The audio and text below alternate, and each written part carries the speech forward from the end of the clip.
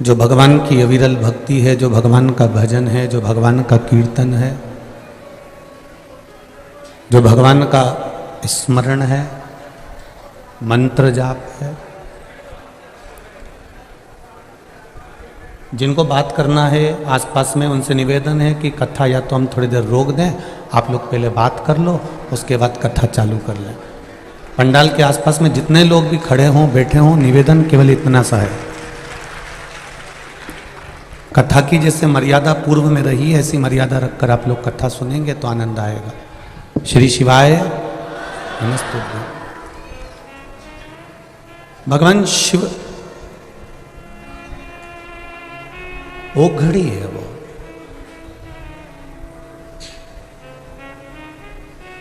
वो कभी ये नहीं देखते कि आपके पास में धन कितना है, आपके पास में वैभव कितना है, आपके पास में संपदा कितनी है।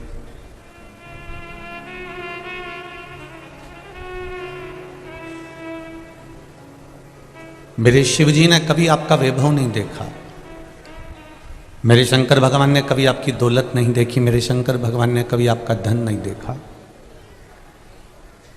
आप सब तो मां गंगा के किनारे के हो, गंगा के घाट के हो।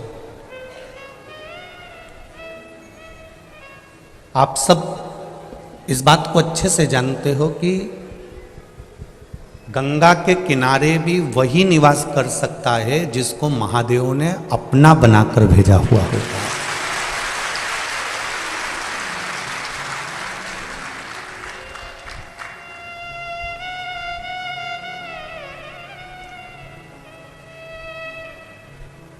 आप मां गंगा के घाट पर निवास करने वाले हो।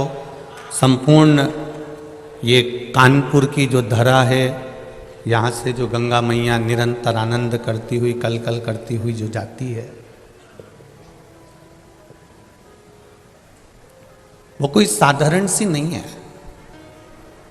हमने कई बार कथाओं में पहले भी कहा है, आज फिर कहते हैं, मेरी माताएं, मेरी दीदियां, मेरी बहनें अपने कमरे में वही सामान रखती है जो काम का होता है। अपने कमरे में मेरी माताएं कभी फालतू सामान नहीं रखती। जो फालतू सामान है उसके लिए अटाले का कमरा अलग होता है, कबाड़े का कमरा अलग होता है। कीमती चीज हो, काम की चीज हो, वो मेरी माताएं अपने कमरे में रखती है, संभाल के रखती है, अपने पास रखती है। उसी तरह पृथ्वी पर वही जन्म लेता है जिसको महादेव ने कीमती बनाया हुआ होता है, अपना बनाया हुआ है। वैकुंठ में भगवान विष्णु है, ब्रह्मलोक में ब्रह्मा जी हैं, पर मृत्यु लोक में मेरे देवादिदेव महादेव हैं। और महादेव की जो धरा है, पृथ्वी है, ये संपूर्ण ब्रह्मांड, ये संपूर्ण पृथ्वी शिव का अपना घर है। मेरे भोलेनाथ जी का निज निवास है ये पृथ्वी। और जिस गंगा के घाट पर ये कानपुर वासी निवास करते हैं, जिस गंगा के घाट पर आप लोग निवास करते हैं, ये गंगा के घाट पर निवास करने वाला कोई साधारण नहीं हो सकता। जब पूरी पृथ्वी मेरे शिव की है तो गंगा के तट पर रहने वाले तो शंकर के अपने परिवार वाले ही होंगे, जो कथा का रसतत्व ग्रहण कर रहे हैं। मैं संपूर्ण कानपुर वासियों को, कल्याणपुर वासियों के पावन चरणों को नमन करता हूँ, जो आपके भीतर शिव भक्ति जागृत हुई और ये शिव महापुराण की कथा श्रवण कर। अविरल भक्ति का सुख है शिव। तेरी कृपा बिना न हिले एक भी अणु, लेते हैं श्वास तेरी कृपा से बखान क्या करूं मैं राखों के ढेर का, चपटी बबूत में खजाना कुबेर का। मेरे शिव कभी आपका खजाना नहीं देखे, मेरे शंकर भगवान ने कभी आपकी दौलत नहीं देखी। मेरे शिव जी ने तो केवल इतना देखा कि तूने दिल से, मन से, एकाग्र चित्ता से शिव ये भी नहीं देखे कि तुमने मंदिर में दिए कितने जलाए, शंकर भगवान ने ये भी नहीं देखा कि तूने अभिषेक कितना करा, शिव जी ने ये भी नहीं देखा कि तूने बेलपत्र कितना चढ़ाया। शंकर भगवान तो केवल इतना देखते हैं कि तूने अपनी जिंदगी में किसी गरीब का हाथ पकड़कर, किसी साधारण व्यक्ति का हाथ पकड़कर उसको उन्नति की सीढ़ी पर चढ़ाने का प्रयास किया कि नहीं करा। हम रह रहे हैं अपनी जिंदगी की मस्ती में, खूब भजन करो, खूब कीर्तन करो, खूब मंत्र जाप करो, खूब स्मरण करो, खूब भगवत भक्ति में डूबो, मना नहीं, पर दिया जलाने से ज्यादा फल मिलता है किसी के चेहरे पर प्रसन्नता लाकर छोड़ देने में। किसी के चेहरे पर स्माइल आ जाए तो उसका कोई फल नहीं हो सकता। हमारी शिव कथा भी यही कर रही है। जब भागीरथ बाबा के पूर्वज तप कर कर कर हार गए, कोई साधन ही नहीं मिला, 60,000 राख के ढेर पड़े हुए हैं कपिल बाबा के आश्रम में, और उनका उद्धार कैसे हो?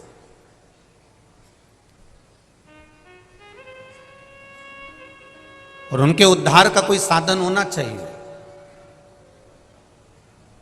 उनका उद्धार हो कैसे? कपिल बाबा के आश्रम में 60,000 राख के ढेर पड़े हुए हैं, 60,000, पर उनका उद्धार कैसे हो?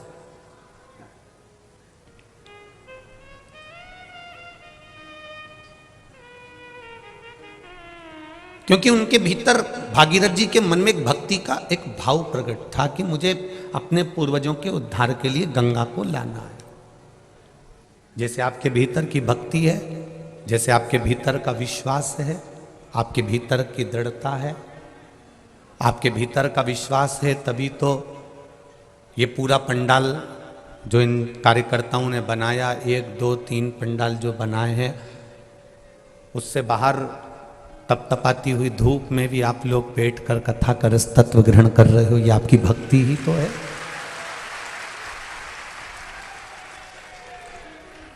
ये आपकी अविरल भक्ति है, ये आपका विश्वास है।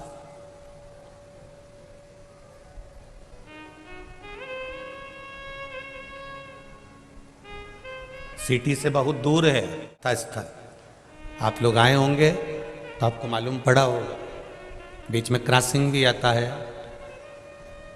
सब कुछ पार करने के बाद तब कॉलोनी के द्वार पर पहुंचकर तब जाकर कथा के एकांत में अकेले, जहां शिव है और आप हैं और कुछ नहीं। और उसमें भी आपने ये नहीं देखा कि हम धूप में बैठ रहे हैं कि जगह है कि नहीं। कई जगह तो मैं देख रहा हूं कि बिछात तक नहीं, उसके बाद भी आप लोग आराम से बैठकर धूप में अलमस्त होकर कथा का रस तत्व ग्रहण कर रहे हैं। मैं आपकी भक्ति को नमन करता हूं, प्रणाम है आपके चरणों को, नमन है।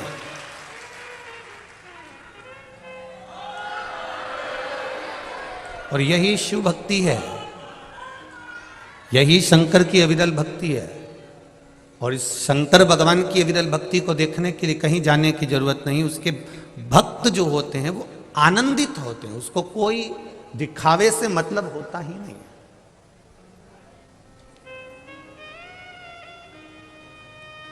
60,000 राख के ढेर कपिल बाबा के आश्रम में पड़े हुए हैं और भागीरथ जी महाराज जी विचार में लगे हुए हैं कि गंगा एक बार आ जाए और मेरे ये 60,000 काकाओं का उद्धार कर दे।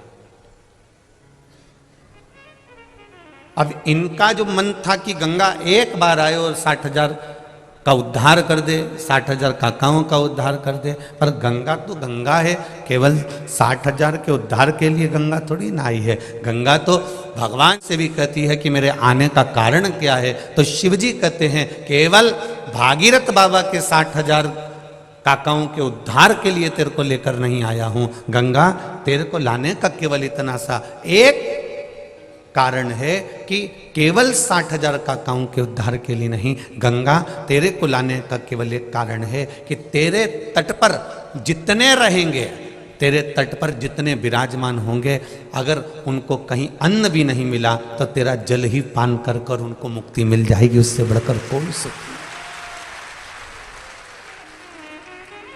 गंगा के घाट पर जितनी भूमि होती है वो सिंचित भूमि कहलाती है, और सिंचित भूमि पर थोड़ा सा भी लगाया जाए उसका फल अधिक मिल जाता है। मेरी माँ गंगा मैया आप सबका उदर पोषण करने के लिए तत्पर है। शिव कभी नहीं देखते कि आपका वैभव कितना है, भगवान शंकर ने कभी नहीं देखा कि आपकी दौलत कितनी है, भगवान शिव ने कभी नहीं देखा कि आपका वैभव, आपकी दौलत, आपकी संपदा, आपकी सत्ता कितनी है। शंकर भगवान केवल इतना देखते हैं कि आपके भीतर भक्ति का विश्वास कितना दृढ़ है, आपके भीतर शरणागति कितनी दृढ़ है। शरणागति का बल कितना प्रबल है।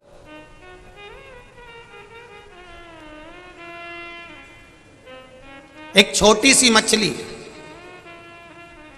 पानी में रहती है, डूबती नहीं है। एक हाथी इतना बड़ा, बड़ा बलवान, पानी में गया और डूबा और मर गया।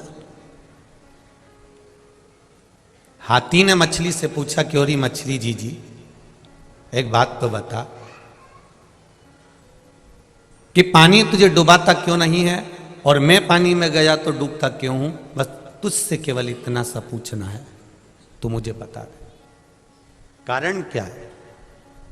मछली तो पानी में डूबती नहीं है और मैं पानी में गया और मैं डूबने लगता हूं, उसका कारण क्या है। तो मछली ने कहा, हाथी भाई कारण केवल इतना सा है कि मैं पानी से केवल इतना कहती हूं कि पानी मैं तेरी शरण में हूं, तू मेरी रक्षा करना। मैंने उसकी शरणागति ग्रहण कर ली, इसलिए पानी मुझे डूबने नहीं देता है। उसी तरह जो शंकर की शरणागति ग्रहण कर लेता है वह संसार सागर में कभी डूबता नहीं है। शिव की शरणागति ग्रहण करने वाला कभी संसार सागर में नहीं डूबे।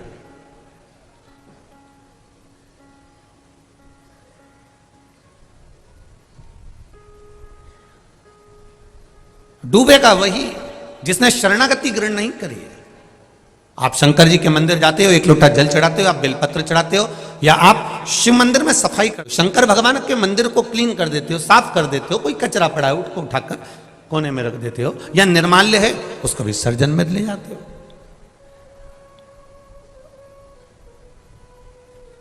आपने शिव मंदिर में एक लोटा जल समर्पित करा, जल चढ़ाया, बेलपत्र चढ़ाई, भगवान को दिया लगाया या अगरबत्ती लगाई, या दिल से तुमने जो भगवान को रिझाया, शंकर भगवान की इसको कहते हैं शरणागति ग्रहण करना।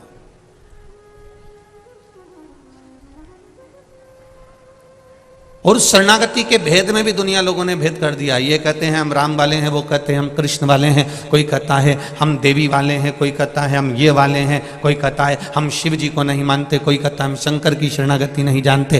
तो यहाँ शिव महापुराण की कथा में रामचरितमानस में तो तुलसीदास जी ने भी लिख दिया कि राम जी भी कहते हैं कि तुलसीदास बाबा भी कहते हैं कि राम जी को वही प्रिय है जो शिव को प्रिय है। भगवान शंकर की जो शरणागति का सुख पा रहा, आनंद पा रहा। मैंने तेरे ही भरोसे ओ बाबा, तेरे ही भरोसे हवा बिच उड़ती जावांगी, बाबा डोर हथों में कटी जावांगी, भोले मैं तेरी पद, शंभो मैं तेरी पद, हवा बिच उड़ती जावांगी, बाबा डोर हथों छठी नाम में कटी जावांगी। भगवान शिव की जिसने शरणागति ग्रहण कर, भगवान कृष्ण ने सत्यभामा जी को ज्ञान देते समय कहा, सत्यभामा मुझे जो शिव के उपासक हैं, सत्यभामा जो मुझे शंकर की आराधना करने वाले हैं, सत्यभामा जो शिव की आराधना में दिन रात डूबे रहते हैं, भगवान कृष्ण सत्यभामा जी से कह रहे हैं वो मुझे अति प्रिय है, उनको मैं बहुत प्रेम करता हूं, उनको मैं बहुत स्नेह करता हूं।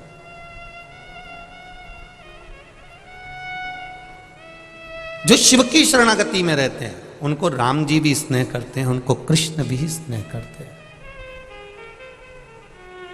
और केवल इतना ही नहीं कहेंगे, हम आपसे एक बात और कहना चाहेंगे। आप अगर भगवान की शरणागति में रह रहे हैं ना, तो आपको उसका लाभ जरूर मिलेगा।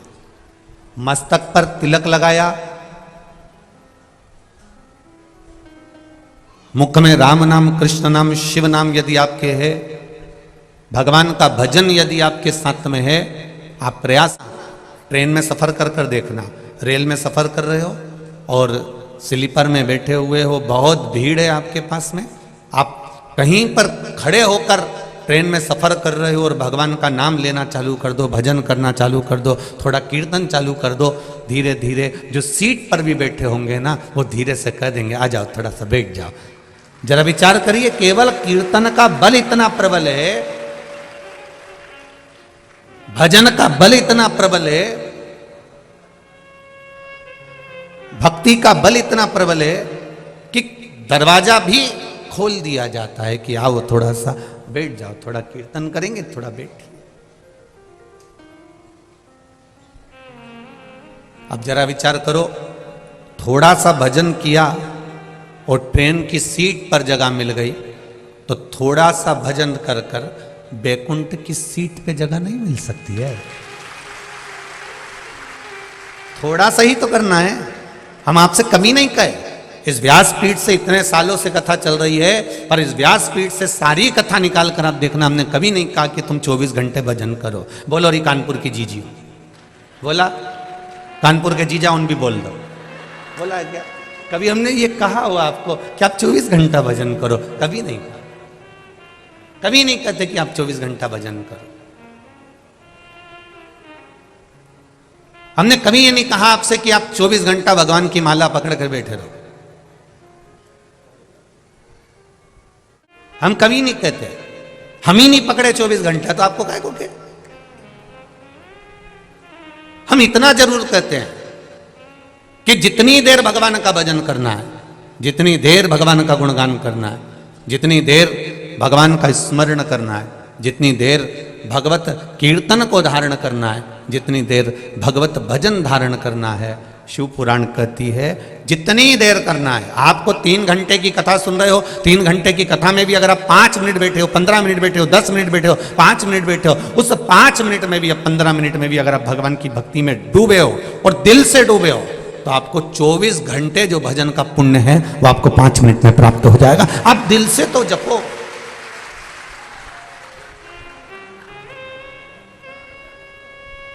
दिल से जपा ही नहीं। बैंक में जा रहे हैं, थोड़ा सा काम पड़ा, फिर बैंक में पहुंच गए, 2000 रुपये निकाल के लिया। फिर कोई काम पड़ा, बैंक में पहुंच गए, 5000 रुपये निकाल के लिया। फिर कोई काम पड़ा, बैंक में एटीएम पर पहुंच गए, 7000 रुपये निकाल के लिया। फिर बैंक में पहुंच गए, 7000 8000 रुपये निकाल के लिया। एक बार बैंक में जाओ और चेक भरो और एक साथ में एक दिन खर्चा 1 लाख रुपया निकाल के लिया। बार बार बैंक में जाने की जरूरत नहीं पड़ेगी, बार बार फॉर्म भरने की जरूरत नहीं पड़ेगी, बार बार चेक भरने की जरूरत नहीं पड़ेगी। उसी तरह मृत्यु लोक में 7 दिन की जो शिव महापुराण की कथा कल्याणपुर वालों को, ये कानपुर वालों को जो मिली है, ये कथा अगर मिली है 7 दिन की, तो ये समझ लेना एक बार का चेक भरा जा रहा है और जिंदगी भर का लाभ प्राप्त होगा। एक बार शिव महापुराण की कथा को श्रवण कर अपने जीवन की सार्थकता को प्रकट किया जाए। एक बार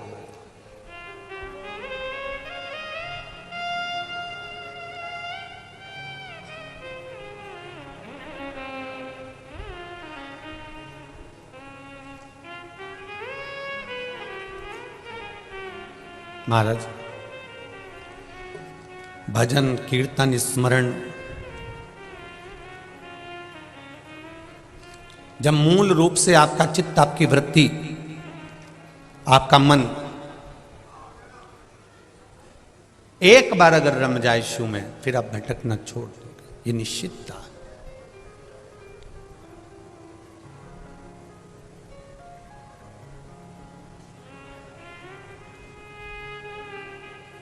आपने अगर शंकर भगवान की शरणागति ग्रहण करी है, शिव की शरणागति ग्रहण करी है, तो फिर संसार सागर में भटकोगे नहीं।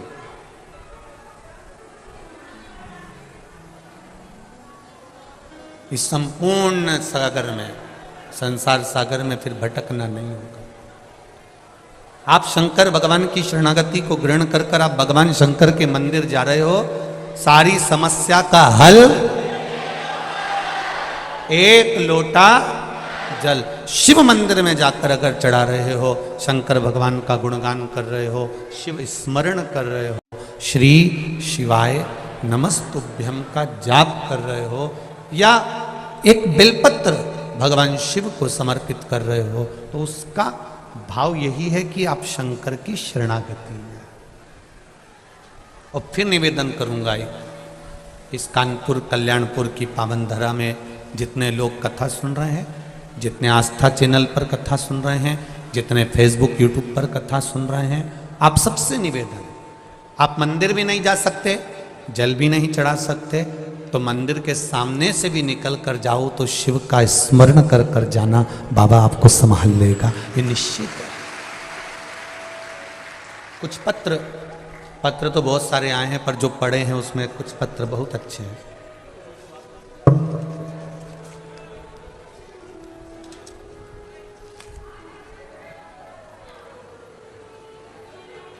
प्रीति शर्मा,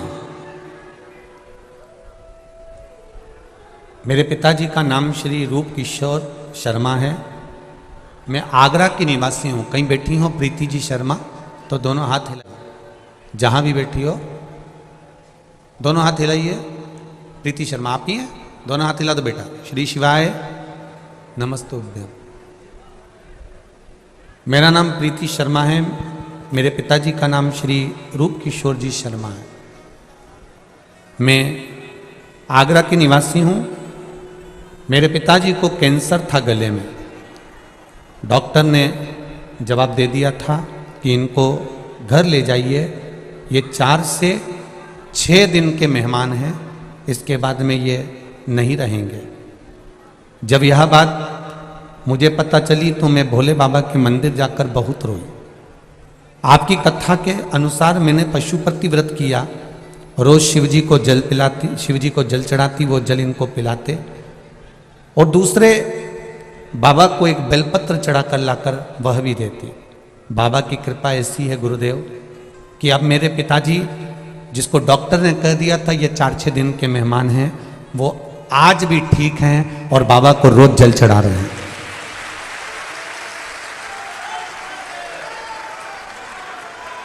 मेरा नाम प्रीति शर्मा है, मेरे पिताजी का नाम किशोर शर्मा है, मेरा ये मोबाइल नंबर है। बाबा शंकर की कृपा क्या होती है ये मैंने अपनी ज़िंदगी में पहली बार देखा। मैं भी पढ़ी लिखी हूँ, मैं विश्वास नहीं करती थी, पर बाबा पर विश्वास करने का फल मेरे पिताजी आज तक जीवित बैठे हैं, ये शिव कृपा। बैठो बेटा प्रीति, बैठ जाइए। श्री शिवाय नमस्ते। एक पत्र और बड़ा सुंदर भेजा है किसी ने, बच्चे का फोटो भी लगाया है। कैमरे वालों से निवेदन है, आस्था वाले इस फोटो को अवश्य दिखाएं। प्रिया गुप्ता, पत्नी पंकज गुप्ता, फेतफुलगंज, छावनी, कानपुर नगर, उत्तर प्रदेश से मैं आई हूँ। कहीं बैठी हैं? आप ही हैं? श्री शिवाय नमस्तुभ्यम। हाथ हिला दीजिए एक बार। श्री शिवाय नमस्तुभ्यम। बाबा, मेरी प्रेगनेंसी बहुत कठिन थी, भोले की कृपा से मुझे बाबा ने बच्चा दिया है। मैं बाबा को धोख लगाने के लिए तरस रही थी कि मैं सीहोर जाऊं, प्रणाम करूं, पर मेरे बाबा खुद कानपुर आ गए। ये बाबा को नमन है।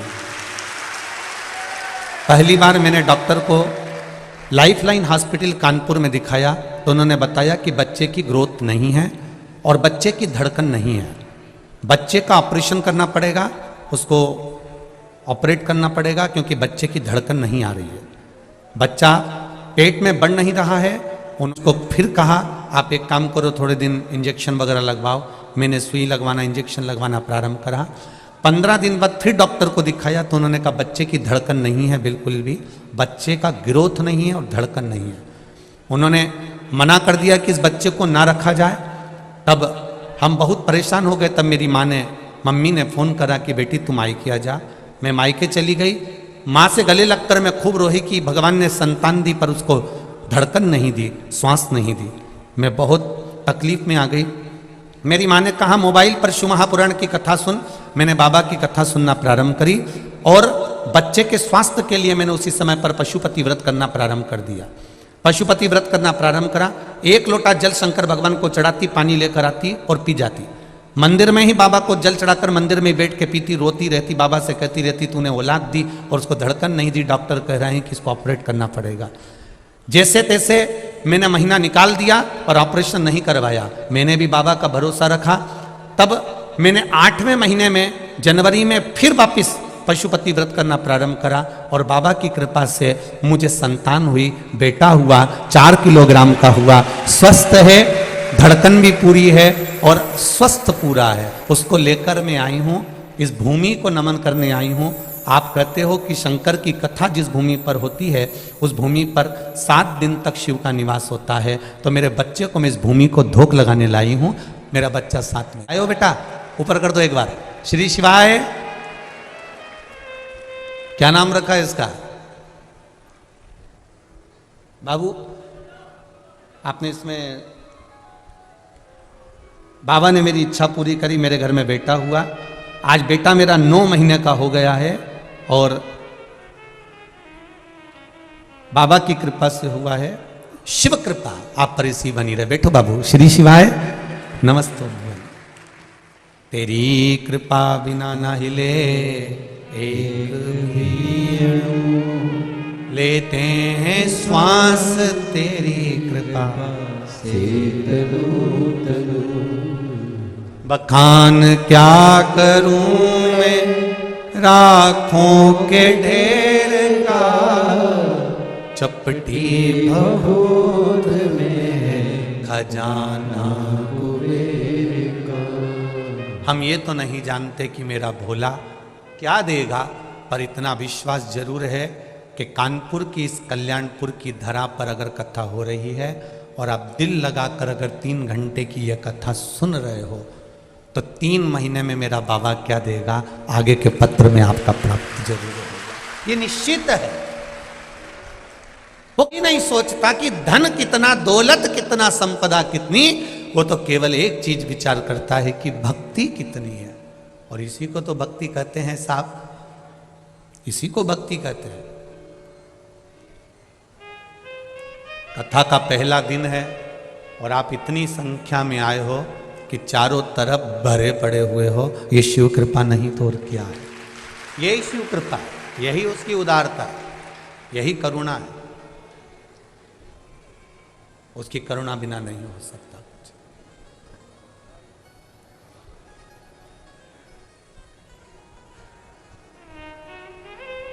बस एक निवेदन जरूर करूंगा समिति से, बहुत अच्छे आप लोग व्यवस्था करे हो, पर ये जो व्यवस्था आप लोग जो वीआईपी के लिए बीच में जो जगह रहती है और जो जगह जब बैठ जाए सब उसके बाद में खाली रह जाती है, तो मेरा निवेदन है जो वीआईपी नहीं है उनको भी भर दिया कर। बस इतना सा निवेदन, और कुछ नहीं।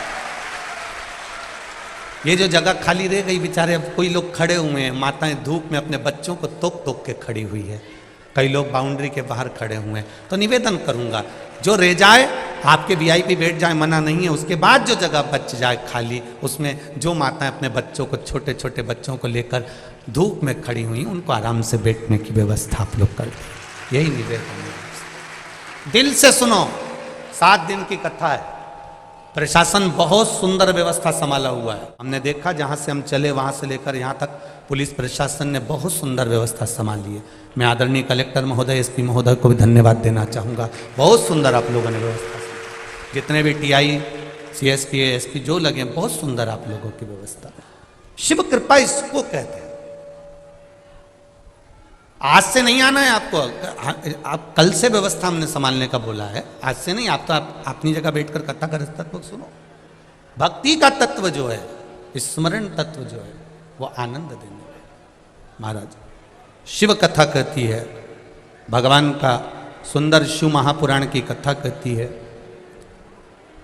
कि भगवान को तुम्हारा वैभव, भगवान को तुम्हारी दौलत, भगवान को तुम्हारा धन, भगवान को तुम्हारी संपदा, भगवान को तुम्हारा बहुत वैभव नहीं चाहिए। भगवान को केवल एक चीज चाहिए, तुम्हारी निर्मल भक्ति, और भक्ति का बल, बस वही शिव को चाहिए, उसके सिवाय कुछ नहीं। भक्ति को जागृत करना पड़ेगा, और जब तक भक्ति जागृत नहीं होगी, जब तक भक्ति का बल नहीं बढ़ेगा, तब तक सुख प्राप्त नहीं होगा। आप लोग आए जरूर हो कथा में, और मेरा विश्वास कहता है इतनी दूर 100 रुपये 50 रुपये ऑटो में खर्च करने के बाद आप यहाँ पहुँचे होगे, 100 रुपये 50 रुपये खर्च कर कर वापिस घर जाओगे। जरा विचार करना, अगर 50 रुपये खर्च कर कर तुम यहाँ तक पहुँचे हो, 50 रुपये खर्च कर कर तुम यहाँ बैठे हो, तो कहीं ना कहीं मेरे भोलेनाथ की कृपा होगी, तभी तो बाबा ने तुमको खींच कर यहाँ बुलाया। एक पत्र आया है, एक पत्र देखिए, उस पत्र में एक किसी माँ का है, निधि भारद्वाज, जिला अलीगढ़ से आई है। निधि भारद्वाज आप ही हैं? हाथ हिला दो बेटा। श्री शिवाय नमस्तुभ्यम। मेरा नाम निधि भारद्वाज है, जिला अलीगढ़ से आई हूँ। मेरा मोबाइल नंबर ये है। महाराज जी, एक लोटा जल की महिमा क्या होती है मुझसे पूछे। 2021 में हम बहुत दुखी थे महाराज जी, हम पर बहुत कर्जा था, 10 लाख से 15 लाख तक का कर्जा हमारे ऊपर हो गया था। चारों तरफ अंधेरा लग रहा था। एक दो बार प्रयास भी करा कि ये सच शरीर रखने से कोई मतलब नहीं, अब तो मरना ही श्रेष्ठ है। पर आपकी कथा ने मुझे जीने की राह दिखा दी। मोबाइल चलाकर बैठी थी और अचानक आपकी कथा मेरे हाथ में आ गई। आपका बटकेश्वर वाला उपाय हमने करना प्रारंभ करा। 3 सोमवार किया है बाबा जी। बाबा की कृपा ऐसी हुई, लोगों से कहते थे कि कहीं ना कहीं से 1 या 2 लाख का लोन हो जाए तो हमारा थोड़ा थोड़ा कर्जा पट जाए, पर कर्जा नहीं पटा। भोले की केस ऐसी कृपा हुई गुरुदेव, जो हमारा 10 लाख से 15 लाख का कर्जा था, मेरे बेटे ने बाबा की कृपा से मेहनत कर कर वो कर्जे को पटा दिया, और बाबा की कृपा से आज मेरा बेटा दूसरे को लोन देने लगा। ये शिव है। पत्र में लिखा है निधि जी आपने, अब तो बेटा मेरा दूसरे को लोन दे देता है। ऐसी कृपा बाबा भोलेनाथ ने, कुबेर भंडारी ने कर दी। ये शिव है। ये पत्र में यहाँ लिख दिया इन्होंने कि अब मेरा बेटा ही लोगों को लोन दे देता है। यह शिव की कृपा से हुआ है, शंकर की कृपा से हुआ। गुरुदेव, 20 साल से सर्वाइकल का प्रॉब्लम था, खूब इलाज करवाया, खूब डॉक्टर को दिखाया, तब भी मुझे आराम नहीं लगा। तब बेलपत्री और रुद्राक्ष के जल का प्रयोग करना प्रारंभ करा। मैं 3 बार हो आई। जय हो मां, धन्य। 3 बार सियोर आई, 1 बार रुद्राक्ष मिला। उस रुद्राक्ष को गलाती, पानी शिव जी को चढ़ाती और पीना प्रारंभ करा। उसे पीती और सबको पिलाती। बाबा की कृपा से अब मेरा सर्वाइकल का दर्द ठीक है, मैं डिप्रेशन से बाहर हूँ। बाबा ने मेरा हाथ पकड़ लिया है, मैं बाबा को धोख लगाने आई। बैठो बैठी। श्री शिवाय नमस्तुभ्यम। ये शिव कृपा, शंकर की उदारता, ये शिव करुणा। अब सुनो दिल से, जितने लोग आस्था पर कथा सुन रहे हैं, जितने फेसबुक यूट्यूब पर सुन रहे हैं, और जितने इस पावन प्रागण्य में कथा सुन रहे हैं, आप दिल से सुनो, हृदय से। यह भी मत देखो कि कहां बैठे हो, बस जहां मौका मिल जाए, जहां जगह मिल जाए। एक काशी के एक भक्त की कथा आती है, जिसका नाम भोला था। माता पिता थे, आंखों से अंधा बेटा ने जन्म ले लिया था। अब आंख से अंधा बेटा घर में जन्म ले लिया, एक ही लड़का, और वो भी आंख से। मां भी रोती थी और पिता भी रोते थे कि बेटा ने भी जन्म लिया तो आंख से अंधा है। नहीं है इसके, अंधा ही है।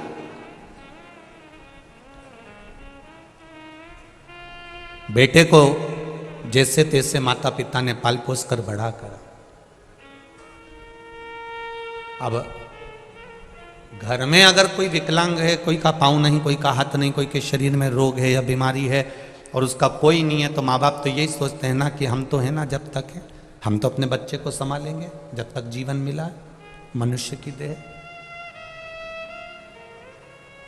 मेरा बेटा है, मुझे संभालना है। अंधे बेटे को, जिसका नाम उन्होंने काशी में भोला रख दिया था, उस भोला को वो संभाल रहे। हमारा सनातन धर्म बड़ा विचित्र बात कहता है, ना अंधे को देखकर कभी हंसना है, ना लूले को देखकर कभी हंसना है, ना अपंग को, ना कोई का हाथ पांव, किसी के नेत्र, कुछ भी तकलीफ में हमें कभी नहीं हंसना।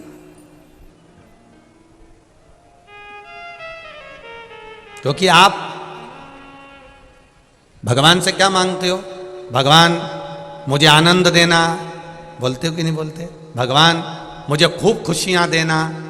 तो भगवान मन में सोचता है, जब तुझे अंधे को देखकर इतनी खुशी हो रही है, लूलों को देखकर इतनी खुशी हो रही है, लंगड़े को देखकर इतनी खुशी हो रही है, तो भगवान भी सोचता है ये गिफ्ट क्यों ना मैं तुझे भी दे दूं, तू पूरी जिंदगी खुश रह ले।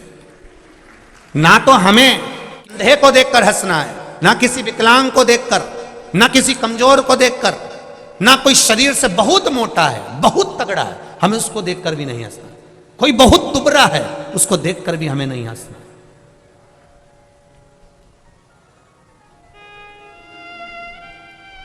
और यदि हम उसको देखकर हंस रहे हैं, हम उसके ऊपर एक उंगली उठा रहे हैं, हम उसको देखकर थोड़ा ठिठोली कर रहे हैं, तो यह तैयारी रखना कि इस कष्ट को भोगने के लिए आपका एक जन्म हो सकता है। 84 लाखवें नंबर की योनि है मनुष्य की। 83,99,999 योनियां काटने के बाद यह मनुष्य की योनि 84 लाख में नंबर की आती है। 21,600 श्वास रोज प्रतिदिन इस शरीर से निकलती है। 3.5 करोड़ पूरे शरीर में रोम छिद्र हैं। ये 3.5 करोड़ रोम छिद्र भगवान ने दिए। 21,600 श्वास प्रतिदिन शरीर से निकल रही है। 83,99,999 योनियां छोड़ने के बाद मनुष्य की देह मिलती है। और वह मानव की देह अगर हमने केवल निंदा में, बुराई में, चुगली में, गलत कार्य में निकाल दिया तो हमारा जीवन व्यर्थ है। फिर उस जीवन का कोई महत्व नहीं है जो शिव जी ने दिया। करो भजन, घर से भी आओ और किसी के पास में पैसा नहीं है, वो के मेरा मन बहुत करता है कथा में जाने का, पर इतनी दूर हो, मेरे पास ऑटो का किराया नहीं, भगवान ने मुझे दिया, तू बैठ मेरे साथ में। हो सकता है ये 10 रुपए मेरे कहीं मेडिकल में लगने वाले होंगे, डॉक्टर में लगने वाले होंगे, तो 10 रुपए में तुझे ले जाकर कथा सुना दूं। इससे बढ़कर सुख और क्या होगा? घर से खाली गाड़ी आ रही है, पड़ोसन से पूछ लो चल रही है कथा में, रिश्तेदारों से पूछ लो कथा में चल रहे हो, हम जा रहे हैं कानपुर में कथा सुनने, कल्याणपुर में कथा चल रही है, हम कथा को सुनने के लिए जा रहे हैं, कथा श्रवण करने जा रहे हैं, चित्त से आनंद से कथा को सुनना है। हमको यहाँ दिखावा नहीं करना है। आपके कानपुर में बहुत कथा होती है, कानपुर वासियों को मेरा नमन है, बहुत बड़े बड़े रूप में कथा होती है, उनको भी नमन है। पर यहाँ जो कथा हो रही है, यहाँ श्रोता नहीं बैठा हुआ है। ये जो समिति कथा करा रही है, यजमान कथा करा रहे हैं, या जितने भी लोग सेवा में लगे हुए हैं, उनसे एक ही निवेदन करूंगा, यहाँ कथा सुनने के लिए श्रोता नहीं बैठा है। यहाँ जितने भी आएंगे वो भोला आएगा और भोला का भगत आएगा, इसके सिवा कोई नहीं। जो शंकर का प्रिय है, जो शिव का प्रिय है, वही यहाँ पहुंचने वाला, उसके सिवा कोई नहीं पहुंचने वाला। ये तो संबंधों की बात है। किसी के यहाँ शादी होती है, अभी शादी का सीजन चल रहा है, बोलो री जी जी सही है कि गलत है? खूब शादी का सीजन चल रहा है।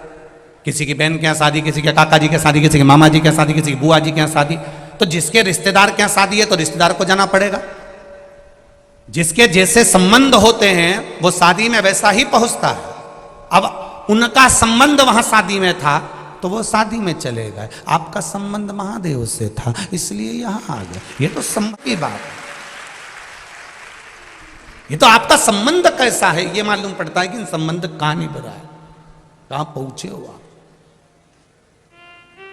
भोला की आंख नहीं है, भोला आंखों से अंधा है। पर माता पिता ने विचार करा कि मेरा बेटा आंखों से विहीन है, इसके जीवन में हमें कुछ अच्छा कर देना चाहिए, इसके जीवन में हमें कुछ अच्छा करना है।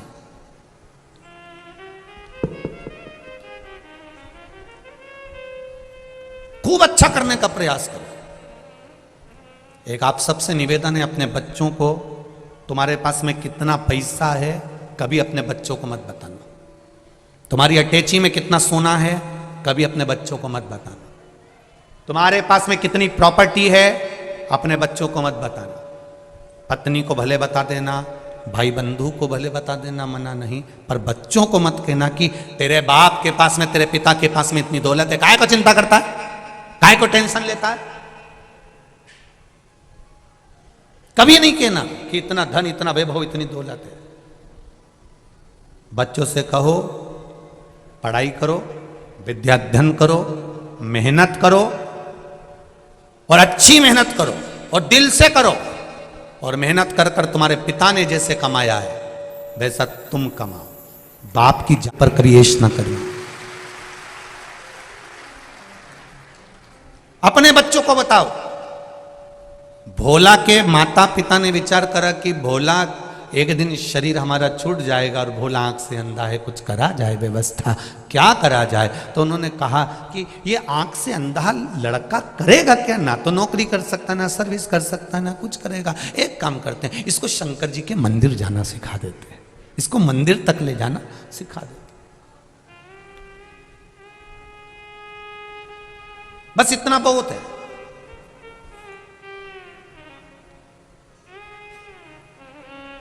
वो भोला के माता पिता ने अपने बच्चे को मंदिर तक जाना सिखाया। आप में से कितनी माताएं बैठी हैं जो अपने बच्चे से रोज कहती हैं कि बेटा एक लोटा पानी भरकर मंदिर चले जाया कर। हाथ उठाओ जरा, सभी हो, जय हो, रख लो जीजी हो, प्रणाम, बहुत बढ़िया।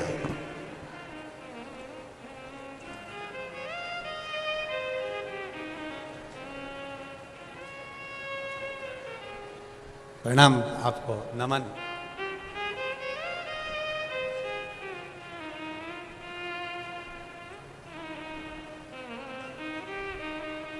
होना चाहिए। हम पहले भी कथा में कही और आज फिर कह रहे हैं, संसार में होने वाले क्राइम को, संसार में होने वाले जितने भी बुरे काम हैं, क्राइम हैं, इसको शासन कभी नहीं रोक सकता, इसको शासन कभी जिंदगी में नहीं रोक सकता। क्राइम को अगर रोक सकते हो तो आपके घर के संस्कार रोक सकते हैं, आप रोक सकते हो इसको। आप अपने बच्चों को अच्छा संस्कार दीजिए, क्राइम होना बंद हो जाएगा। प्रशासन कितना रोकेगा, सरकार कितना रोकेगी।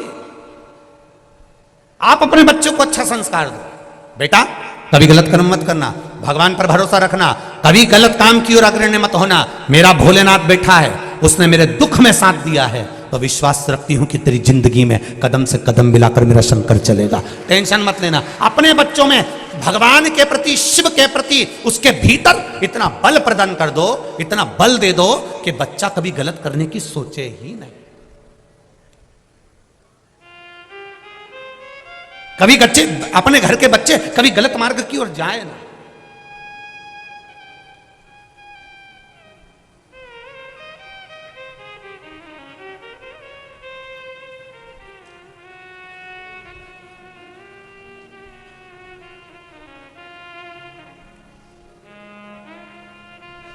गलत मार्ग की ओर वो बच्चे प्रशस्त ना हो, आगे ना बढ़े।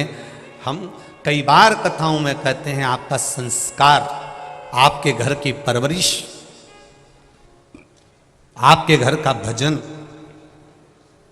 आपके घर की भक्ति, ये गलत कार्य को रोक सकती है। यहाँ इतनी माताएं बैठी हैं और इतने पुरुष बैठे हैं, इसमें 70-80 वाले तो बहुत कम हैं। ज़्यादातर जितनी भी माताएं और पुरुष वर्ग बैठे हुए हैं, सब युवान बहुएं, बेटे, भाई बैठे हुए हैं, माताएं बैठी। क्योंकि बुजुर्ग माताओं को तो ये लगता है कि भाई महाराज कथा करने आए हैं, ढेर भीड़ हो रही होगी, पैदल भी खूब चलना पड़ता है, तो बुजुर्ग लोग कथा तक पहुंच नहीं पाते। वो कहते हैं हम आस्था पे ही सुन लेंगे, फेसबुक यूट्यूब पर ही सुन लेंगे। पर युवान जो बेटे हैं, बेटियां हैं, माताएं हैं, इनके मन में एक ललकता रहती है कि एक बार मैं शिव महापुराण की कथा शंकर भगवान की छत्र छाया में बैठकर सुनो। क्योंकि जहाँ कथा होती है उसकी छत्र छाया में बैठकर कथा का रस तत्व ग्रहण करूं, ये इनके भीतर की जागरूकता करती है। अब कहो,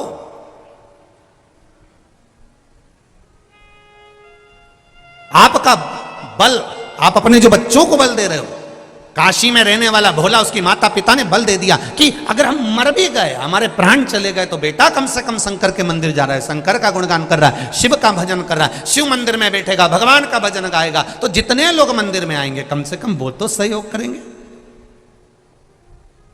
आप लोग जिस मंदिर में जल चढ़ाने जाती होगी ना, 2-4 महिलाओं की तो आपस में इतनी फ्रेंडशिप हो गई होगी, इतनी फ्रेंडशिप कि एक दूसरे के बिना रहे ही नहीं। और कहीं कहीं की तो यहां भी आई होगी तो ग्रुप में आई होगी, हम तो उस मंदिर वाले हैं, वो भी ग्रुप में बैठी होगी कि हम उस मंदिर वाले हैं, हम लोग वो कथा सुनने के लिए आए।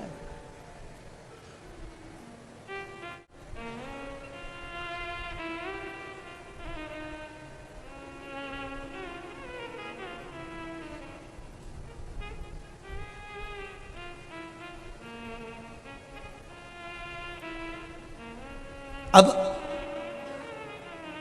कम से कम मेरे बेटे को, शंकर भगवान के जितने मंदिर में आने वाले लोग हैं, वो मेरे पुत्र को देखेंगे, संभालेंगे। हमारे प्राण छूट भी गए तो हमारे बच्चे को कम से कम मंदिर में आने वाले देख लेंगे, संभाल लेंगे। ये जानकर माता पिता ने अपने पुत्र को शिव मंदिर ले जाना चालू कर दिया। बेटा बड़ा हो गया, मंदिर जाते रहे। एक दिन माता पिता ने अपने बच्चे से कहा कि हम पर गांव जा रहे हैं, वहां से आए, तब तक तुम शिव मंदिर में बैठना। माता पिता पर गांव निकल गए और दूसरे गांव से आ रहे थे तो कहीं एक्सीडेंट हो गया और दोनों माता पिता के प्राण छूट गए। भोला शिव मंदिर में बैठा हुआ है, उसकी भक्ति।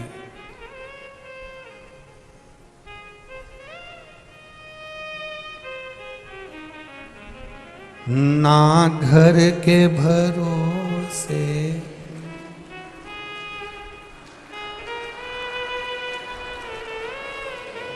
वाह, कानपुर वालों तुम्हें भजन तो याद होगा ही पक्का। धन्य धन्य भोलेनाथ दया करना,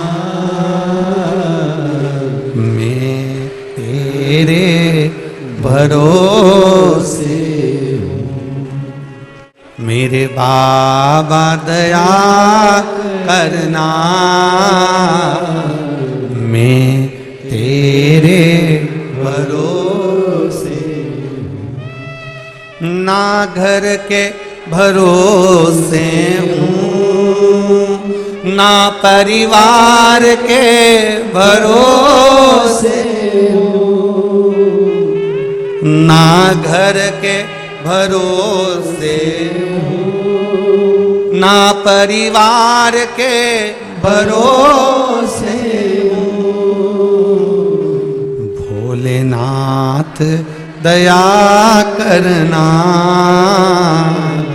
मैं तेरे भरोसे हूँ। मेरे बाबा दया करना, मैं तेरे भरोसे हूँ। भोला की आंख में आज अचानक जल बरस रहा है। अचानक उसको नहीं मालूम कि मेरे माता पिता मर चुके हैं, मेरे माता पिता चले गए, प्राण छूट गए, पर जल बरस रहा है, नेत्रों से जल बह रहा है, लगातार बह रहा है। एक भाई वहां रोज जल चढ़ाने आता था शिव जी के मंदिर में। उसने पूछ लिया, आज तेरा आंखों से जल बह रहा है, आंसू निकल रहे हैं, क्या बात है? भोला कहता है, मेरे माता पर गांव गए,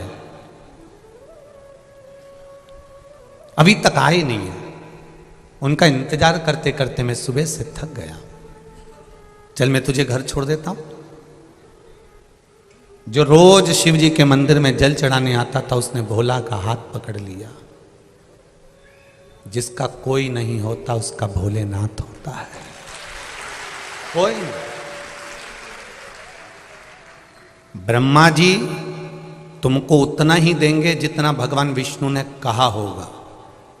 भगवान विष्णु उतना ही देंगे जितना तुम्हारी किस्मत में, जम के बोलो जरा, लिखा होगा, पर भोलेनाथ उतना देंगे कितना, ना तो वो ब्रह्मा जी का लिखा हुआ देखते हैं, ना वो विष्णु जी का लिखा हुआ देखते हैं, ना वो भाग्य का लिखा हुआ देखते हैं। वो तो केवल इतना देखते हैं कि मेरे दरवाजे पर आया है और मुझे देना है, बस खत्म।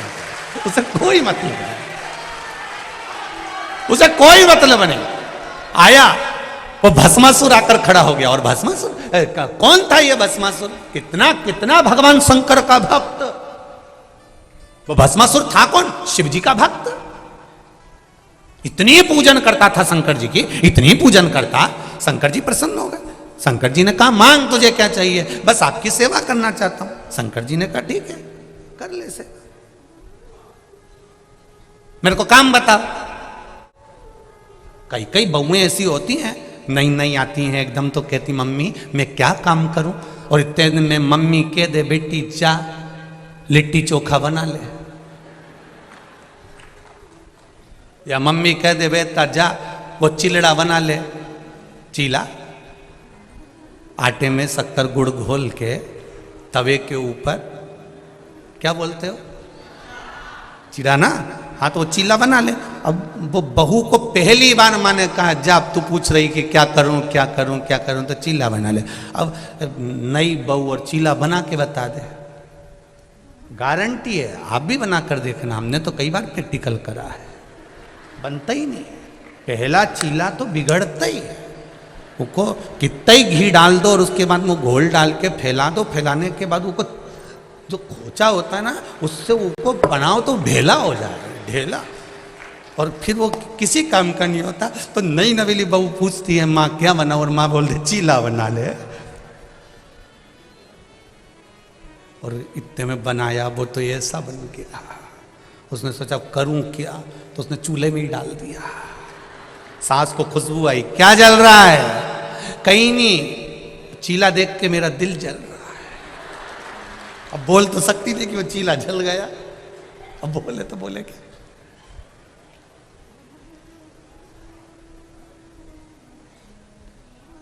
भस्मासुर शिव जी से पूछते हैं आप बताओ मेरे लिए आज्ञा क्या है? शंकर भगवान ने कहा क्या आज्ञा करूं तेरे को? नहीं मेरे को कोई करना पड़ेगा। नंदी को भी आपने काम दिया, भृंगी को भी काम दिया, श्रृंगी को भी काम दिया, सबको काम दिया, मुझको काम बताओ। शंकर भगवान ने पार्वती जी से पूछा तू बता इसको क्या काम बताऊं? एक तो इसमें अक्ल नहीं है। शंकर भगवान जैसे ही बोले तो पार्वती जी बोलिए आपका भजन करने वाला जितना भी है, शंकर भगत, रावण, कंस, जितने देखो शिव जी के भगत, तुम देखना, तुम्हारे कानपुर के किसी मंदिर में जाकर बैठना, थोड़ी देर जल चढ़ा रही है, इतनी देर में पीछे से कहीं का आ गया और चिल्ला के हार हार। अब सिर पे पल्लू रखी तो पहले पलट के देखी है कौन है, ऐसा भयंकर चिल्लाया है। तो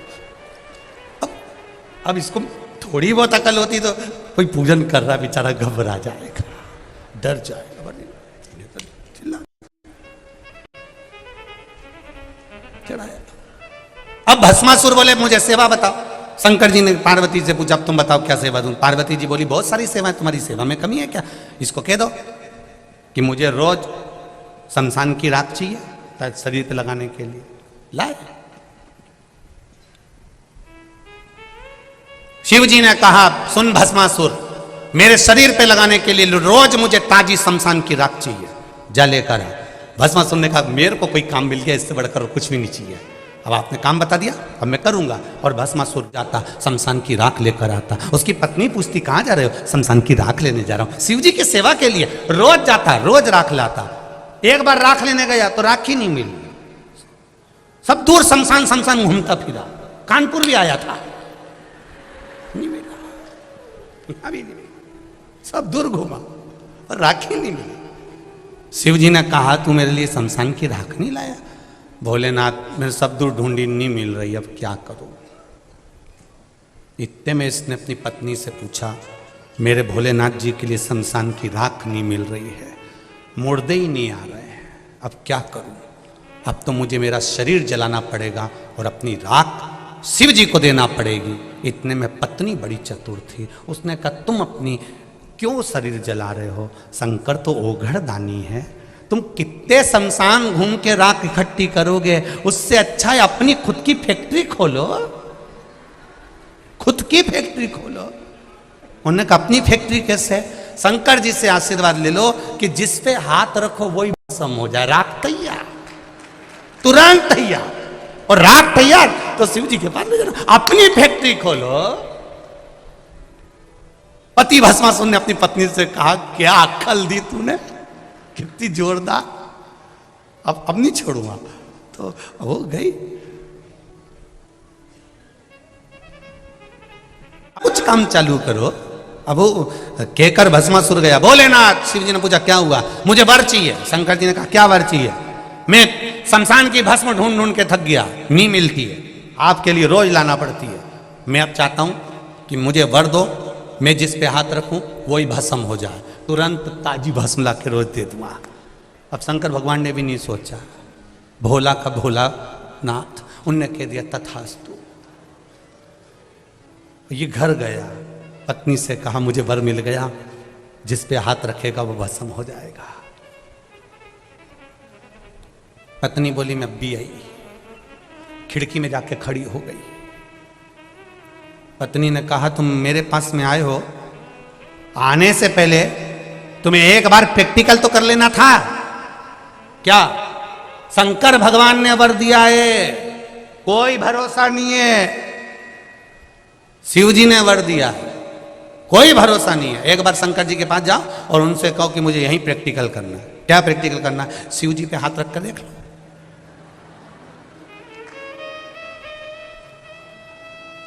भस्मासुर ने कहा तू बिल्कुल सही बोली है।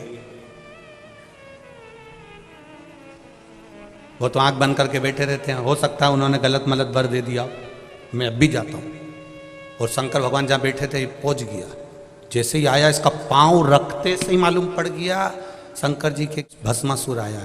कोई कोई बहू जब सास के कमरे में आती है या कमरे से निकल कर सामने से जाती है तो सास समझ जाती है कि बड़ी है कि मंजली है कि संजली है, उतने में समझ जाती है उसके पांव की धमक से। कहीं कहीं की तो ऐसी चले कि दो चार सामान गिराती गिराती जाए, और कहीं की ऐसी चले कि बच्चा उनका चिमटा चिमटी खोलती जाए, और कहीं कहीं की ऐसी चले कि पीती खाती चले। तो ये तो सास को तो मालूम है कि ये तो कौन सी जा रही है, उसको अंदाजा। अब भस्मासुर आया, शिव जी की आंख खुल गई। भस्मासुर से पूछा तू क्यों आया वापिस? प्रभु मैं आपके ऊपर हाथ रख के देखना चाहता हूं कि मेरे को तुमने जो आशीर्वाद दिया वो सही है कि गलत है। शंकर भगवान थोड़ा पीछे हटे, दादा रुक, तो मुझ पे क्यों हाथ रख रहा है? मेरी पत्नी ने कहा है जो आशीर्वाद दिया वो पे प्रैक्टिकल करो। शंकर भगवान भागे पीछे, आगे आगे शिव जी पीछे पीछे भस्मासुर। भगवान विष्णु के पास पहुंच गए। नारायण ने पूछा तुम कैसे आए? मेरा शिष्य आ रहा है पीछे। वो काय को आ रहा है? उसको मैंने आशीर्वाद दे दिया, जिस पे हाथ धरेगा वही भस्म। उसकी खुद की फैक्ट्री खुलवा दी मैंने भस्म के लिए। भगवान विष्णु पहुंचे, हो गया कल्याण। के माता पिता चले गए, माता पिता गए, बड़ा दुखी हुआ। उसे ज्ञात नहीं है कि कोई चला गया। घर मंदिर आने वाला व्यक्ति हाथ पकड़कर ले जाकर जब घर पर छोड़ा तब मालूम पड़ा कि भोला के माता पिता चले गए। ये आंख से विहीन है, नेत्र विहीन, रो रहा, आंखों से आंसू बह रहे। किसको कहे? अब माता और पिता दोनों ही चले गए, अकेला भोला है घर में जिसके नेत्र नहीं। फिर निवेदन है जिसका कोई नहीं उसका तो भोला है, जिसका कोई नहीं होता उसका भोला शिव। ये पत्र में आया, देखिए एक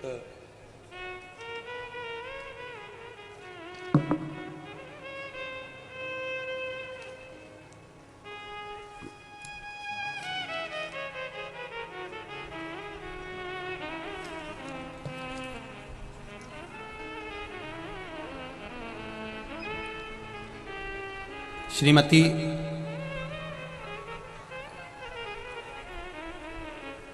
अंजू जी सचान, प्रेम नारायण जी सचान, अंबेडकर इंस्टीट्यूट कैंपस पदपुरी कानपुर नगर से आई हूँ। कहीं बैठे हो तो हाथ हिलाइएगा, कहीं बैठी हो तो हाथ अवश्य हिलाइए। इधर है क्या? श्री शिवाय नमस्तुभ्यम, दोनों हाथ हिला दो एक बार। श्री शिवाय नमस्तुभ्यम। गुरुजी, मेरे चाचा जी को कैंसर मुंह में हो गया है, इनका इलाज बॉम्बे में हो रहा है। एक ऑपरेशन हो चुका है, दूसरा होने वाला था। कि आपकी कथा 1 वर्ष से टीवी पर सुनता हूँ। मैंने अपने चाची को बताया कि अगर आप 1 लोटा जल शिव जी को चढ़ा कर चाचा को चढ़ा हुआ जल पिलाएं तो लाभ होगा। बाबा की कृपा से 3 महीने में आप वापिस कानपुर इलाज करा कर आ जाओगे। बाबा से ऐसी प्रार्थना करी और मेरे बात को उन्होंने सुना और बाबा की कृपा से उन्होंने शिव जी को जल चढ़ाकर वो पिलाना चालू करा। जब मेरे चाचा जी वापिस हॉस्पिटल वहीं पर थे और जांच करवाना प्रारंभ करा तो डॉक्टर बोले अब इनके दूसरे ऑपरेशन की जरूरत नहीं है, इनको आराम लगना प्रारंभ हो गया। अब ठीक है, थोड़ा आराम है, बस बाबा की कृपा हो। श्री शिवाय नमस्तुभ्यम। बैठिए। हर हर महादेव। शिव कृपा। ये एक पत्र बड़ा सुंदर आया है, इसमें तो खैर मेडिकल की रिपोर्टें हैं।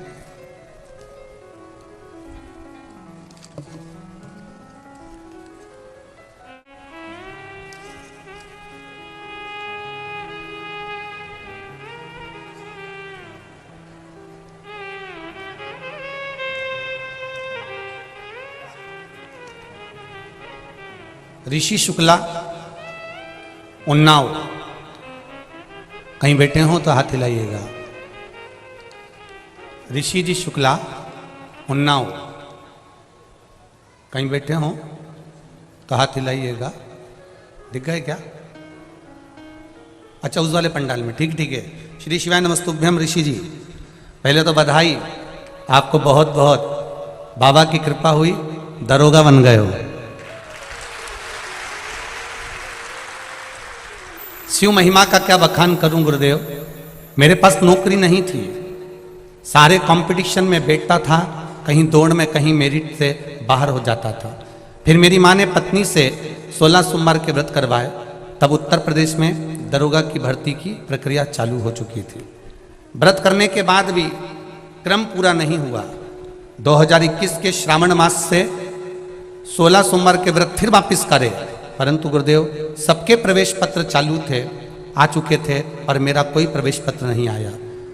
तब किसी ने कहा कि पशुपति व्रत चालू करो। पशुपति व्रत चालू करा, शिव जी को 1 लोटा जल चढ़ाना चालू करा। बहुत परेशान थे, नौकरी नहीं थी, तैयारी सब कर रहे थे, पर कोई उपाय नहीं।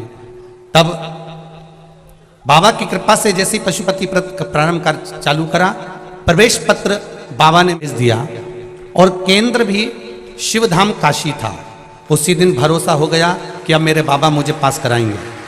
2 दिसंबर 2021 को मेरा पेपर दिया, शिव के धाम काशी नरेश के दर्शन किए, कहा बाबा बेड़ा पार आप ही करेंगे। फिर बाबा 16 दिसंबर 2021 को पता चला मेरा 160 प्रश्न में से 140 प्रश्न सही थे। ये शिव कृपा है गुरुदेव। पत्नी की, मेरी धर्म पत्नी की जो नानी जी थी, उन्होंने भी कहा कि वापिस पशुपति व्रत चालू करो। फिर पशुपति व्रत फिर चालू किए। बोल बाबा की कृपा देखिए, सारी समस्या का हल 1 लोटा जल। 2 सोमवार की अष्टमी अप्रैल में थी, आप अष्टमी का उपाय बताए थे, जैसा करने का वैसा किया। दूसरे दिन दौड़ हुई गुरुदेव, और बाबा की कृपा से उसमें भी पास हो गया। फिर अक्टूबर में जो अष्टमी थी उसमें फिर अष्टमी का उपाय करा और मेडिकल हुआ, बाबा ने उसमें भी पास कर दिया। गुरुदेव, मैं रोज शिव जी को जल चढ़ाता हूँ। बाबा ने मुझे चपरासी की परीक्षा में हर समय एग्जाम दिया तो फेल कर दिया, पर मेरे बाबा ने एक धतूरे के बल पर मुझे दरोगा बना दिया। ये शिव कृपा है। मैं बाबा को धन्यवाद देने उन्नाव से यहाँ आया हूँ। मैं सीहोर आता, पर बाबा ने मुझे यहाँ कथा भेज दी कानपुर में, तो इस भूमि को मैं नमन करने के लिए आया हूँ। बहुत बहुत बधाई बाबू आपको। श्री शिवाय नमस्तुभ्यम। बैठिए। हर हर महादेव। शिव कृपा होती ही ऐसी। उसकी करुणा। हम फिर कहेंगे कानपुर कल्याणपुर वालों को तो मौका मिला है सुनने का, क्या देगा वो 3 महीने में, ये तो वही जान सकता है, हम वर्णन नहीं कर सकते। इतना जरूर जानते हैं, आप दिल से कथा सुनो, जहां बैठे हो, चाहे टीवी के सामने, चाहे मोबाइल पर, जहां बैठकर कथा सुन रहे हो, चाहे इस पंडाल में बैठकर कथा सुनो, दिल से सुन लो। यहां दिखावे का काम नहीं है। हम लोग भी शिव महापुराण की कथा के माध्यम से आपको केवल इतना कहना चाहेंगे, दिखावे से कभी शिव प्रसन्न नहीं होता। सरल बनकर, सहज बनकर, हृदय से शंकर की भक्ति को धारण करो। जितना सरल बनकर करोगे, झूठ कपट और प्रपंच से कभी शिव प्रसन्न नहीं हुआ, कभी प्रसन्न नहीं हुआ। सारी समस्या का हल एक लोटा जल है, पर छल से चढ़ाया गया जल भी शिव को स्वीकार नहीं है। आप छल से मत चढ़ाओ। 3 घंटे की कथा में से आधा घंटा तो हमारा आशीष भैया ले लेता है, बचते हैं 2.5 घंटे। चुप रहकर, मौन रहकर जितना आनंद ले सकते हो, हम तो 7 दिन लुटाने के लिए आए हैं, जितना आपके भीतर आप ले सकते हो और जो बाबा से कह सकते हो। कुबेर भंडारी की ये कथा है, दिल से कहो, दिल से सुनो। वो दिल से कहोगे और दिल से सुनेगा तो दिल से दिए बिगर रहेगा नहीं, निश्चित। दिल से सुनो, ना अपने को कुर्सी देखना है, ना सोफा देखना है, जहां जगह मिलती जाए वहां बैठते जाओ, कथा सुनते, जो मौका मिले, जैसा मौका।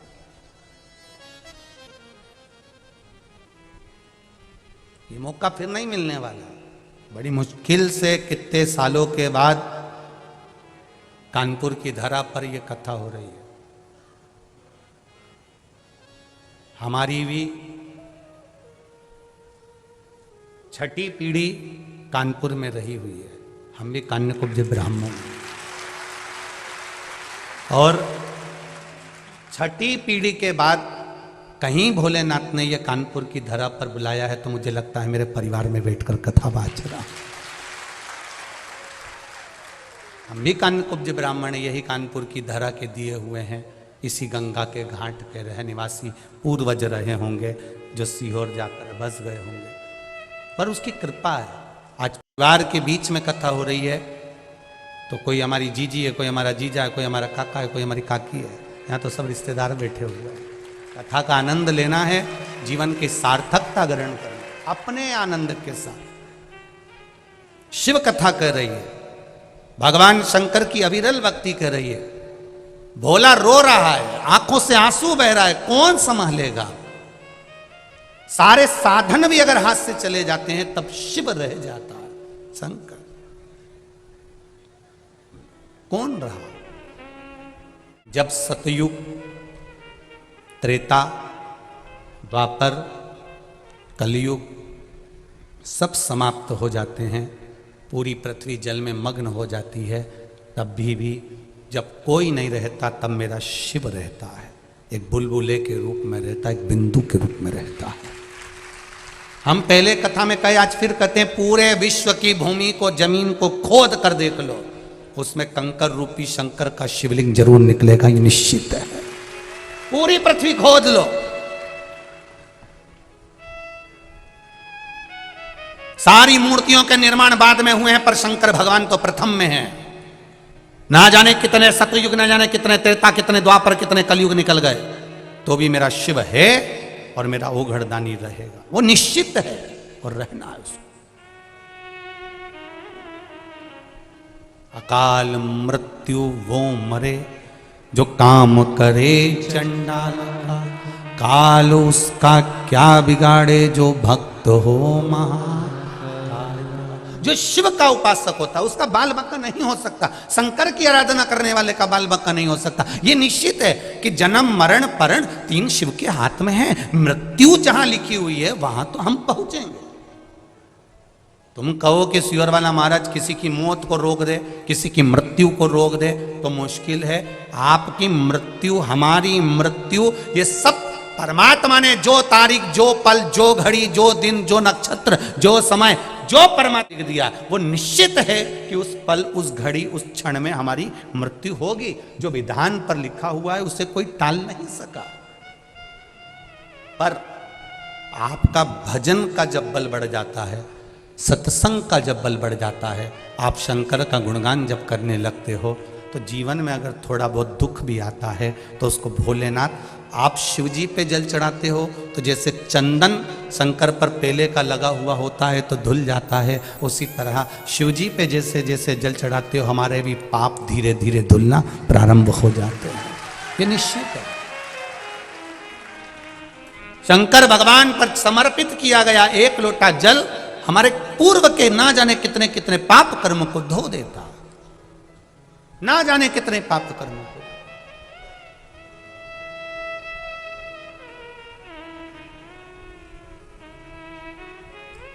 आप चलकर आए हो, कोई 80 किलोमीटर, कोई 100 किलोमीटर, कोई 150 किलोमीटर, कोई 200 किलोमीटर, ना जाने कहां से कथा सुनने आए हो, कोई 30 किलोमीटर, कोई 50 किलोमीटर। आप जितने कदम चलकर आए हो, जितना जितना आप दूर से आए हो, बाबा ने सुना है आपका, हृदय चित्त धारण करा है। भोला रो रहा है, शिव ने संभाला, परिवार ने संभाला। परिवार जब कोई नहीं तब भोला रोज शिव जी के मंदिर जाता, पूजन करता, आराधना करता, गंगा नहाने के लिए सुबह सुबह जाता। तो लोगों ने कहा, ओ भोला तू आंख से अंधा है रे, गंगा नहाने जाता है, बह जाए, फिसल जाएगा, मर जाएगा, प्राण छूट जाएंगे तेरे। भोला तू आंख से अंधा है, तुझे दिखता नहीं है। ए भोला तुझे दिखता नहीं है, पांव फिसल जाएगा तेरा, तू मर जाएगा, पानी में गिर जाएगा, गंगा में डूब जाएगा। अब एक शब्द भोला का याद रखना, आप सबसे निवेदन है, इस शब्द को मत भूलना। भोला कह रहा है कि मुझे नहीं दिखता पर मेरे महादेव को तो दिखता है। भोला कह रहा है मुझे नहीं दिखता पर मेरे महादेव को तो दिखता है। एक बात आप लोगों को कही थी अभी रायपुर की कथा में, अंधे व्यक्ति की हड्डी कभी नहीं टूटती गिर के, आंख वाले टूटते फूटते रहते हैं। भगवान ने तुम्हारी इतनी बड़ी बड़ी आंख दी, उसके बाद भी गड्ढे में गिरी जाते हैं, और अंधा व्यक्ति नहीं गिरता। क्यों? अंधे के पास में एक डंडी रहती है, उससे वो टेक टेक कर देख कर संभल कर चलता है। भले आंख नहीं है पर डंडी से छू छू कर संभल कर चलता है। और जिसको भगवान ने आंख दी वो तो अंधे जैसा अड़भंगा चलता है, यहाँ कूद गया, वहां कूद गया, चला चला, सीढ़ी पे चढ़ते चढ़ते लुढ़कते। अब भगवान ने दुखे दिए, सब कुछ दिया है, चलते चलते तुम रोड पे देखना, तुम जाओ तो सही। जब जाओगे इतनी भीड़ जब बाहर निकलती है, कोई इससे टकरा रिया, कोई उससे टकरा रिया है, कहीं से टुल्ला मार, कहीं से टुल्ला मार। भगवान ने आंख दी, फिर काय के लिए दी? थोड़ा बच के चलो ना।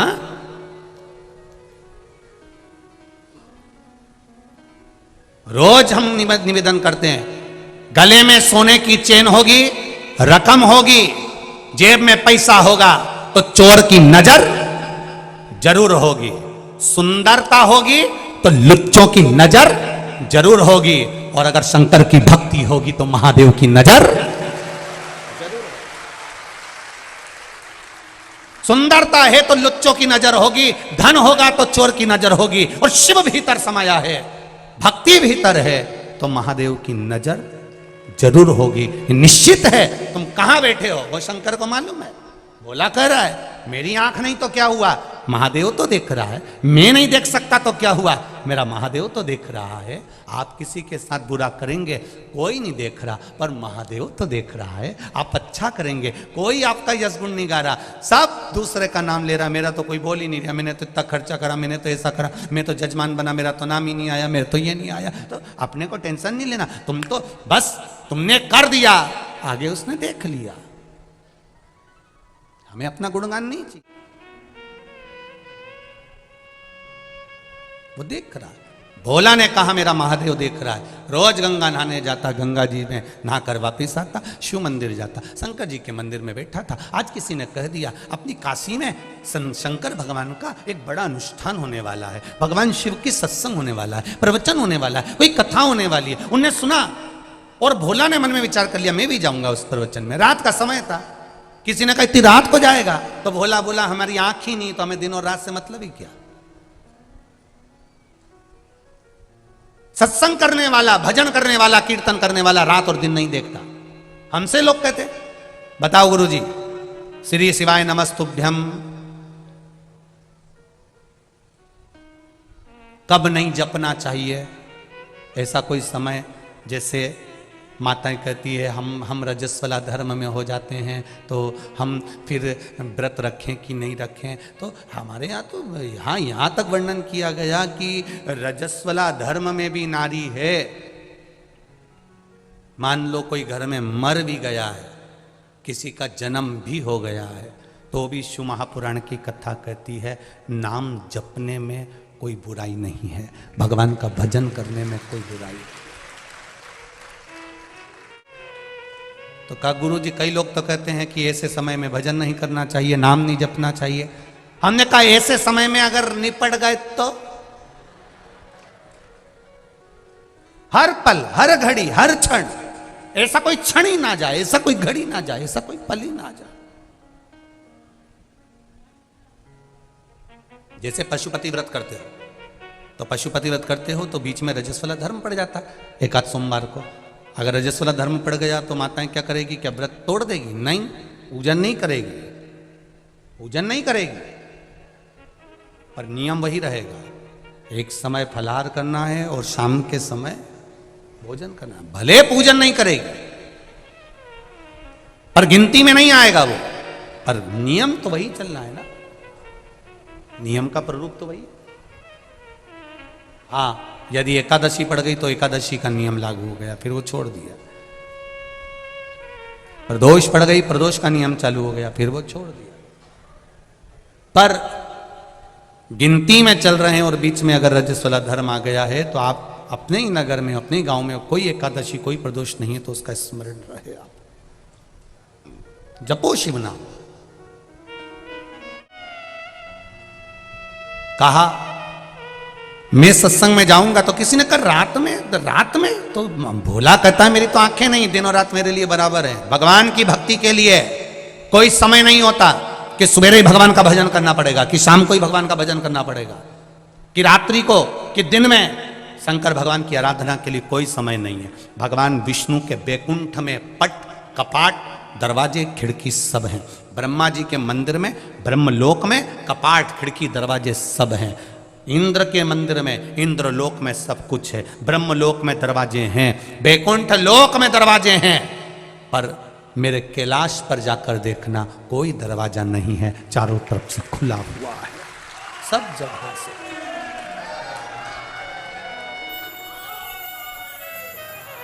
बैकुंठ में दरवाजा है, ये हमारे शास्त्र भी कहते हैं। शास्त्र को पढ़कर देखिए, बैकुंठ में दरवाजा मिलेगा, ब्रह्मलोक में दरवाजा मिलेगा, इंद्रलोक में दरवाजा मिलेगा, देवलोक में दरवाजा मिलेगा, पर दरवाजा नहीं मिलेगा तो भगवान शिव के द्वार पर, भगवान शंकर के द्वार पर। तुम तो गंगा जी के घाट पर रहते हो, गंगा के घाट पर जाकर देखना, कहीं कहीं शंकर जी का शिवलिंग रखा हुआ है, वहां कोई दरवाजा ही नहीं है। ऐसे ही भोलेनाथ जी बैठे आराम से घाट पे, लोटा भरो, डालो और जाओ।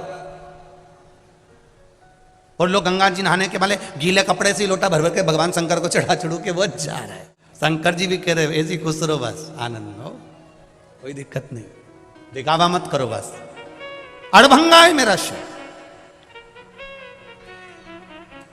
शिव के पास में दरवाजा नहीं है, शिव के पास में द्वार नहीं है, शिव के पास में खिड़की नहीं है।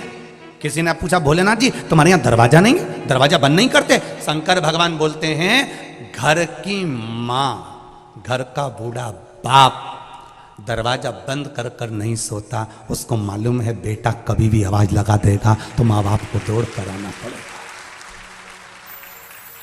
कई कई घर में तो बूढ़े माँ बाप हॉल में सोते हैं, हॉल में, कमरे में भी नहीं सोते। मेरे बच्चों को जरूरत पड़ गई तो बहुएं बाद में उठती है, बच्चों की आवाज सुनकर, पर घर के बुजुर्ग पहले उठ जाते हैं, आवाज लगाते हैं, बहू छोरा रो रहा है, बेटा बच्चा रो रहा है, छोरा बच्चा रो रहा है। उसके कानों में, दादी के कानों में, दादा के कानों में, छोटे से बच्चे की भी आवाज, उसकी पायल की झनकार भी सुनाई दे जाती है कि मेरा पोता रो रहा है, मेरी पोती रो रही है, मेरा नाती रो रहा है, मेरा पंती रो रहा है। जरा विचार करिए, घर का बुजुर्ग है, जिनको राम भी भजते हैं, जिनको कृष्ण भी भजते हैं, जिनको इंद्र भी भजते हैं, 33 कोटि देवता जिसके स्मरण में लगा रहता है वो देवाधिदेव महादेव है। वो जगत का बाप है, जगत का पिता है।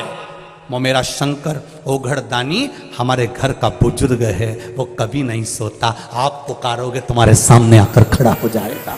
तुमने पुकारा और तुम्हारे सामने, वो निश्चितता तुम्हारे सम्मुख में आ जाए, तुम्हारे सम्मुख में।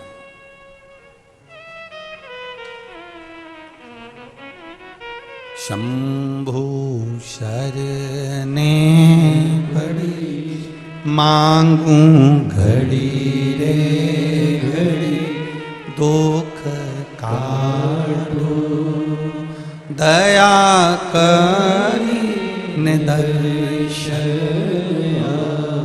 उसकी कृपा चाहिए। भोला जा रहा था, रात का समय था, रेलवे ट्रैक पार करना था। पार करते समय उसको नहीं मालूम कि सामने से ट्रेन आ रही है। अपनी मस्ती में भजन करता हुआ जा रहा, जनता चिल्ला रही ये मर जाएगा, सामने से ट्रेन आ रही है। ये कोई कथा पुरानी नहीं है, ये कथा इसी कली काल की है, काशी की है। जाते जाते ट्रैक पर भोला था, थोड़ा सा आगे बढ़ रहा था, सामने से ट्रेन आ रही थी। सारे गांव के लोग कह रहे थे अब तो ये अंधा मर जाएगा। इतनी देर में कोई सांप, एक सर्प उसके पांव से लिपट गया और दोनों पांव को गांठ बना ली। भोला गिर गया, ट्रेन निकल गई। गांव के लोग देखते रह गए। गजब शिव भक्त था, गजब शिव भक्त, गजब शंकर की बात। ट्रेन गई, सांप भी पांव से लिपटा हुआ, वो सर्प भी निकल कर चला गया, सर्प भी चले गया।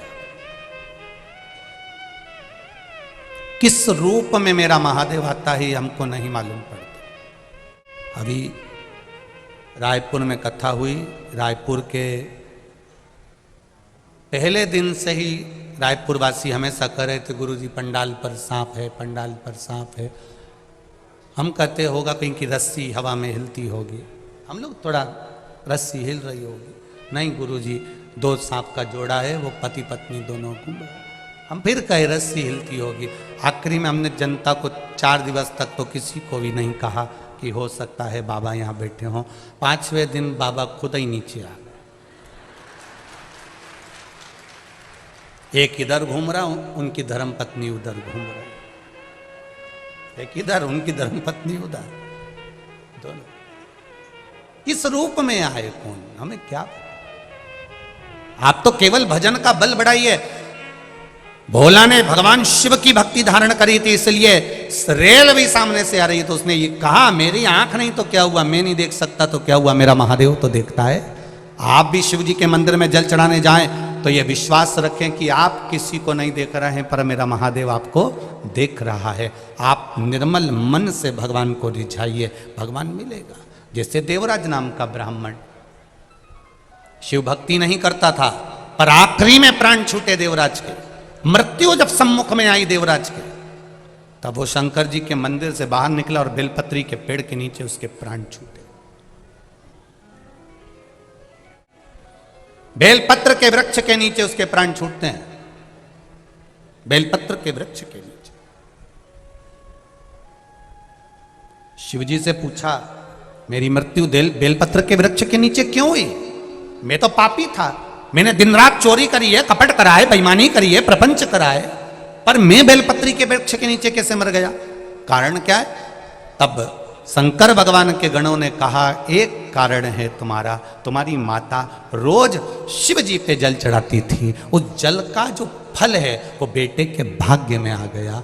घर का कोई व्यक्ति अगर 1 लोटा जल चढ़ा रहा है तो उसके भाग्य का घर की संतान को भी अवश्य फल प्राप्त होता है, ये निश्चितता वो मिला।